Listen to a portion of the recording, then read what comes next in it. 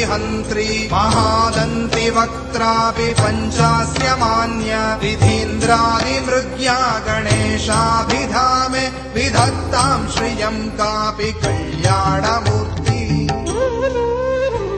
न जानामि शब्दं न जानामि चार्थं न जानामि पद्यं न जानामि गद्यं चिदेकाषडास्या हृदि द्योतते मे मुखान्निस्सरन्ते गिरश्चापि चित्रम्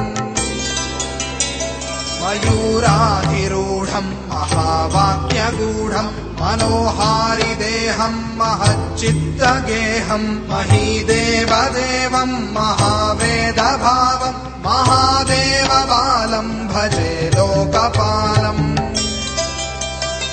यदा सन्निधानं गता मानवामे भवाम्भोधिपारं गतास्ते तदैव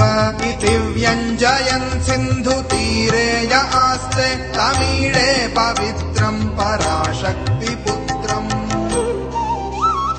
यथाब्धेस्तरङ्गालयं यान्ति तुङ्गास्तथैवापदः सन्निधौ सेवतां मे इति वोर्मिपङ्क्तिर्नृणां दर्शयन्तं सदा भावये हृत्सरोजे गुहं तम्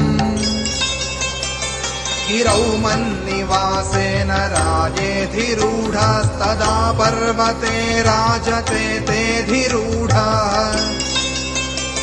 इति बब्रुवन् गन्धशैलाधिरूढः स देवो मुदे मे सदा षण्मुखोऽस्तु नमस्ते नमस्ते प्रभो कार्तिकेय नमस्ते नमस्ते सदा स्कन्ददेव